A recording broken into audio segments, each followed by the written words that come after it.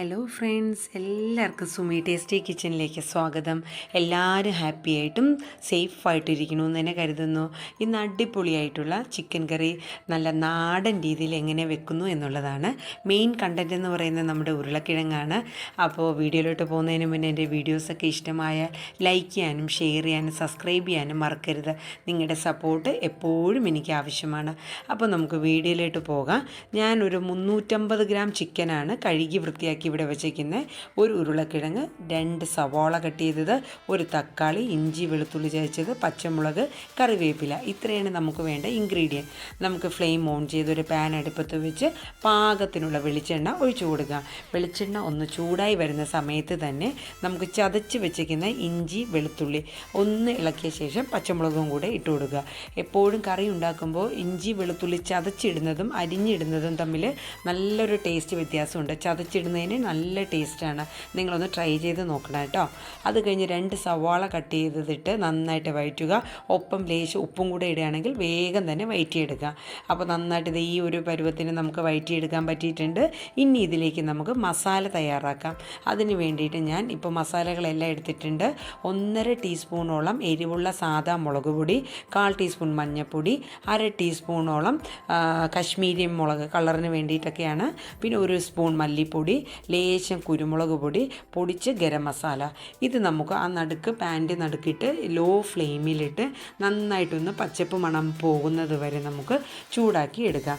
അപ്പോൾ നമ്മളിപ്പോൾ അതേ മസാല അതിലേക്ക് ഇട്ട് ഇനി നമുക്ക് ലോ ഫ്ലെയിമിലിട്ട് നന്നായിട്ട് ഇതൊന്ന് ഇളക്കിയെടുക്കാം. ഒരു 1-2 മിനിറ്റിനകത്ത് നമുക്കിത് അതിൻ്റെ പച്ചമണമൊക്കെ ഒന്ന് മാറി അതിൻ്റെ ഓരോ ഇതൊക്കെ മാറി വന്നു കഴിഞ്ഞാൽ നമുക്ക് സവോളയായിട്ട് നന്നായിട്ട് ഇതിനെ കൂട്ടി യോജിപ്പിക്കാം. അപ്പോൾ ഏകദേശം ഇപ്പോൾ ഒരു 1-2 മിനിറ്റ് കഴിഞ്ഞിട്ടുണ്ട്. ഇനി നമുക്ക് പതുക്കെ സവോളയായിട്ട് ഇതിനെ കൂട്ടി യോജിപ്പിച്ച് അങ്ങ് എടുക്കാം. സവോളയും മസാലയും കൂടെ ഏകദേശം ഒരു മിനിറ്റെങ്കിലും കുറഞ്ഞത് നന്നായിട്ട് കൂട്ടി ലോ ഫ്ലെയിമിലിട്ട് ഇതിനെ കൂട്ടി യോജിപ്പിച്ച ശേഷം ഒരു തക്കാളി കട്ട് ചെയ്ത് വെച്ചിരിക്കുന്ന നമുക്ക് ഇതിലേക്ക് ഇട്ട് കൊടുക്കാം. തക്കാളി പഴുത്ത തക്കാളി ആകുമ്പോൾ കുറച്ചും കൂടെ ടേസ്റ്റും ടേസ്റ്റിനും ഗ്രേവിയിലും വ്യത്യാസം വരും. ഇതിപ്പോൾ ഒരു മീഡിയം പഴുപ്പേ ആയിട്ടുള്ളൂ.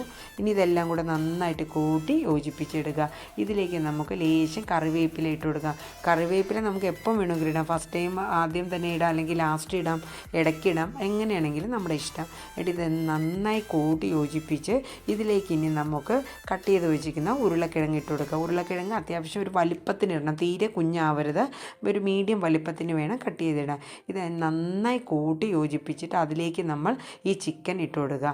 ചിക്കൻ ഇട്ട് ഇത് നന്നായി കൂട്ടി യോജിപ്പിക്കുക. എന്നിട്ട് പാകത്തിന് ഒരു ലേശം ചൂടുവെള്ളം കൂടെ ഇതിനകത്ത് ഒഴിച്ചു കൊടുക്കേണ്ടതായിട്ടുണ്ട്. കാര്യം ഇത് നമ്മൾ ലോ ഫ്ലെയിമിൽ ഇനി ഒരു 20-25 മിനിറ്റോളം നമുക്കിത് കുക്ക് ചെയ്യാനുണ്ട്. അതിനിടയിൽ നമുക്കൊന്ന് ഇടയ്ക്ക് അടിയിൽ പിടിക്കാണ്ടൊക്കെ ഒന്ന് ഇളക്കി കൊടുക്കേണ്ടതായിട്ടുണ്ട്. ഉപ്പും എരിവും മസാല ഒക്കെ ഇടയ്ക്കൊന്ന് ഇളക്കി നോക്കേണ്ടതായിട്ടുണ്ട്. അപ്പോൾ ഇത് ഒരു 20-25 മിനിറ്റോളം ആയിട്ടുണ്ട്. പാകത്തിനുള്ള മസാലകളൊക്കെ എനിക്ക് നോക്കി കറക്റ്റാണെന്ന് തോന്നി. ഈ ഗ്രേവിക്ക് ഞാൻ ഈ ഒരു തിക്നെസ് എനിക്ക് മതി. കാര്യം ഞാൻ ചപ്പാത്തിയുടെ കൂടെയാണ് എടുക്കുന്നത്. അപ്പോൾ നിങ്ങൾക്ക് കുറച്ചും കൂടെ ഗ്രേവി വേണമെങ്കിൽ കുറച്ചും കൂടെ ചൂടുവെള്ളം ഉപയോഗിച്ച് നന്നായിട്ട് കുക്ക് ചെയ്തെടുക്കുക. അപ്പോൾ നമ്മുടെ സൂപ്പറായിട്ടുള്ള അടിപൊളി ചിക്കൻ നാടൻ രീതിയിൽ വെച്ചത് ഇവിടെ റെഡി ആയിട്ടുണ്ട്. നമ്മളെപ്പോഴും ചിക്കൻ കറി വച്ച് കഴിഞ്ഞാൽ അപ്പം തന്നെ സെർവ് ചെയ്യാനായിട്ട് എടുക്കരുത്. ഫ്ലെയിം എല്ലാം ഓഫ് ചെയ്ത് ഒരു 5 മിനിറ്റ് കൂടെ നമ്മളത് അങ്ങനെ തന്നെ അടച്ചു വെച്ച ശേഷമാണ് സെർവ് ചെയ്യാൻ വേണ്ടി എടുക്കേണ്ടത്. അന്നേരം നല്ല രീതിയിൽ അതിൻ്റെ കൊഴുപ്പൊക്കെ തെളിഞ്ഞ് നല്ല രീതിയിൽ വരും. അപ്പോൾ നല്ല സോഫ്റ്റ് ആയിട്ടുള്ള ചപ്പാത്തിയും നല്ല അടിപൊളി ഉരുളക്കിഴങ്ങിട്ട് വെച്ച് ചിക്കൻ കറിയും. അപ്പോൾ എന്തായാലും നിങ്ങൾ ട്രൈ ചെയ്ത് നോക്കണം. അപ്പം, ഇടിയപ്പം, പത്തിരി ഇതിൻ്റെ കൂടെ ഒക്കെ കഴിക്കാൻ കൂടുതൽ ടേസ്റ്റാണ്. ചോറിനെക്കാട്ടിലും കൂടുതൽ ചപ്പാത്തി, അപ്പം അതിൻ്റെ കൂടെ കഴിക്കാനാണ് കൂടുതലായിട്ടും ടേസ്റ്റ്. അപ്പോൾ വീഡിയോ ഇഷ്ടമായി കാണുമെന്ന് കരുതുന്നു.